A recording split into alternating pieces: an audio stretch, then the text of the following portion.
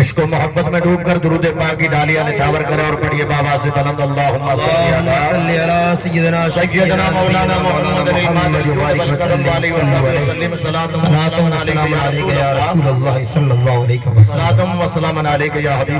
اللہ علیہ وسلم. واہ کیا مرتبہ غوث ہے بالا تیرا، واہ کیا مرتبہ غوث ہے بالا تیرا، اونچے اونچوں کے سروں سے ہے اعلیٰ قدم تیرا. بے شک بے شک. اور سر بھلا کوئی کیا جانے کہ ہے کیسا تیرا، سر بھلا کوئی کیا جانے کہ ہے کیسا تیرا، اولیاء بنتے ہیں آنکھیں وہ ہے تلوا تیرا. واہ واہ واہ واہ. برادران اسلام زیادہ تقریر نہ کر کے اپنے مہمان آئے ہوئے انشاءاللہ حضرت علامہ صدیق صدیقی صاحب قبلہ کی بیان کو ہم اور آپ سب سماعت کریں گے. میں ہوں مولانا سکندر صاحب، ہم تو آپ کے ہی ہیں اور آپ کے درمیان رہتے ہیں. بس برکت کی طور پر تھوڑی دیر کے لیے حاضر آیا ہوں، کیونکہ جب ہجوم ہوتا ہے اور کثیر جماعت جمع ہوتی ہے تو دل میں یہ ارادہ رہتا کہ نہ معلوم میرا رب کس کے صدقے سب کی سن لیتا. واہ واہ واہ. اتنی ساری جماعت بیٹھی رہتی، اتنے سارے علماء بیٹھے ہیں، میرے کرم فرما استاد جیسے بزرگ بیٹھے ہیں، حضرت علامہ مولانا صدیق صاحب جیسے قبلہ بیٹھے ہیں. خدا بہتر جانتا کہ رب پاک شہزادہ غوث اعظم کی آمد کے صدقے سے، برکتوں کے صدقے سے ہم جیسے بڑھے گاروں کے جملوں کو بھی اپنی بارگاہ میں قبول فرمایا. کیا کہنے. واہ واہ واہ. یہ جو مجلس سجدی ہے، یہ جو منبر نور سجدہ ہے، یہ اتنا سارا ہجوم اکٹھا ہوتا ہے، اس کا راز کیا ہے؟ اس کا مقصد یہ نہیں ہوتا کہ سال بھر میں جشن غوث الورا بنایا جاتا، لنگر عظیم بنتا ہے، مسجد کے سامنے بیٹھ کر کھانے کے ارادے سے آتا نہیں. عاشقوں آج یہ دل میں نوٹ کر کے جانا، کبھی ارادہ دل میں یہ مت رکھنا جب اپنے گھروں سے چلتے ہو تو سال میں یہ نیت کر لیا کرو مولا میرے گناہوں کی وجہ سے میرے ایمان میں کمزوریاں آ جایا کرتی ہے. جو آج فلوجی شہر کے اندر، عیدگاہ کے اندر، رب کے گھر کے آنگن کے اندر آج ایک چارج کی بینٹری لگی ہے جس میں کئی پاور والے آئیں گے، وہ چارج ادا کریں گے اور ہم سینہ کھول کے بیٹھیں گے تو جو طلب ہو رہا ہے کالا، جو ایمان کمزور ہوتا میرا رب ان کے صدقے سے اسے تازگی عطا فرمائے. سبحان اللہ. یہ سجدے میرے عزیز، یہ اس لیے محفلیں سجائی جاتی ہے کیونکہ جب نور کی بارش ہوتی ہے، سمندر چلتا نا میرے بھائی، تو اس میں سب نہا کر نکلتے ہیں. اپنا بھی نہاتا ہے، غیر بھی نہاتا ہے، دشمن بھی نہاتا ہے، سب اس پانی میں سے نکلتے ہیں. پتا چلا اس سمندر کا کام ہے چلنا، اسے شراب کرنا، اس میں کالیاں اور گھوڑیاں نہیں دیکھا جاتا، امیر اور غریب نہیں دیکھا جاتا. یاد رکھیے گا جب رب کے رحمت کی بارش ہوتی ہے تو اس میں کچھ کلندر ہوتے، کچھ گناہوں سے بھرے ہوتے، سب کا بیڑا پار ہو جائے. سبحان اللہ. سبحان اللہ. بہت سجائی جاتی ہے، ایمان کو تازگی بخشی جاتی ہے. اور جہاں رب کے پیاروں کا ذکر ہوتا، ایک بات عرض کر دوں، بس اتنا بڑا زیادہ ٹائم نہیں ہے اپنے کو جو ہے آئے ہوئے مہمانوں کے بیان کو سننا.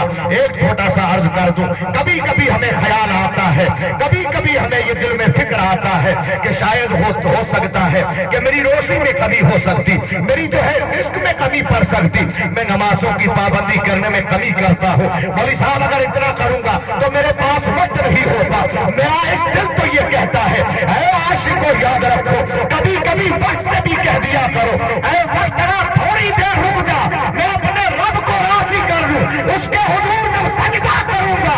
اے وقت تو بھی کل جھک کر مجھے سلام کہے گا. اے وقت رک جا، تو مجھے مت کہہ کے وقت نہیں ہے. لیکن اے عزیزم، ہم آج بزرگوں کی تاریخیں سنتے، آپ نے سنا ہوگا دہلی کی دھرتی پر جلوہ بار محبوب الہی نظام الدین اولیاء کا نام سنا ہوگا، جن کی ولایت کل بھی جو ہے روزے روشن کی طرح چمکتی تھی، آج بھی چمکتی ہے اور صبح قیامت تک چمکے گی. لیکن عزیزو یاد رکھو، اپنے کبھی کبھی خیالات آتے ہیں کہ رزق کیسے ملتا ہے. یاد رکھ، جب میرا رب کائنات میں بھیجتا ہے تو مقدر میں لکھ دیتا ہے، رزق اس کے نصیبے میں لکھ دیا جاتا ہے. ہم کبھی کبھی خیال کرتے کیسے ہوگا، تو فرماتے ہیں ایک مرد کلندر تھا جو گنگا اور جمنا آپ نے سنی ہوگی، بڑی جو ہے تیز رفتاری کے ساتھ چلتی ہے. اس کے حوض کونے پر ایک خدا کو یاد کرنے والا کلندر بیٹھا تھا، فقر بیٹھا تھا، نہ کہ دہلی کا بڑا شیخ सेठ था, बल्कि कलंदर था। गुदड़ी में सिमट कर बैठा था, न खाने का पता था, न बैठने का पता था, बस अल्लाह अल्लाह की ज़रबों में लगा था, रब के हुजूर जिक्र में लगा था।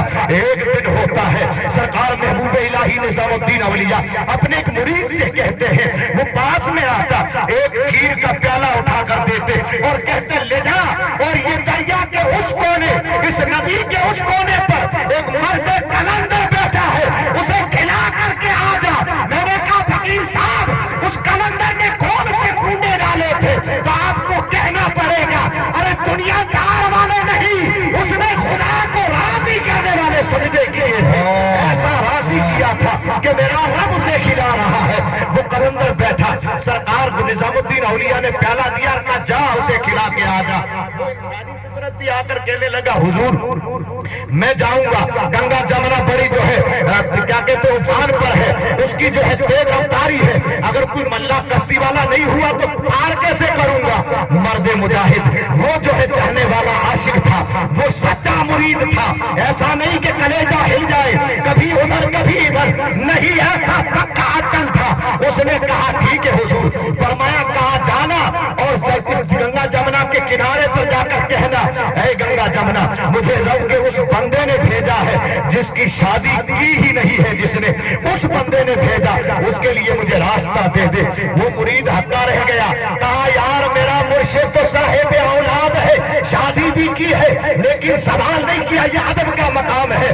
हाजी साहब अगर आज का कोई होता तो तरफ का कह देता, पीर साहब मुझे बात समझ में नहीं आई, लेकिन याद रखिएगा अदब ऐसी एक मेराज है जो जब अदब के गहवारे को उतर जाता, बंदा अदब में डूब जाता, तो भी मिसाल हीरा बन जाया करता है, वो भी मिसाल मोती बन जाया करता है। उसने मुर्शिद की बारगाह में अर्ज नहीं किया, प्याला उठाया, किनारे गया और नदी से जाकर कहा, है जमुना, हे गंगा तू बड़ा अपना तेवर दिखाती है, मगर सुन तू जमीन पे चलती है, मैं उस कलंदर का भेजा आया हूँ जिसने ये कहा रास्ता दे दे। मुरीद कहता इधर कहना था, गंगा जमुना ने कलेजा चीर दिया, मुझे रास्ता दे दिया, मैं रास्ता पार करके गया। कहता उस कोने पे देखा एक मर्द कलंदर उन झाड़ियों में बैठा अल्लाह अल्लाह की ज़रबें लगा रहा था। मैंने उसे प्याला दिया, उसने बिस्मिल्लाह पढ़ के खाया, कहा पर क्यों ही रवाना होने लगा ना तो पूछा हुजूर, जब मुर्शिद की बारगाह से आया था तो ये कहा था कि ये कहना गंगा जमुना को, अब वापस जाऊंगा तो फिर कैसे होगा?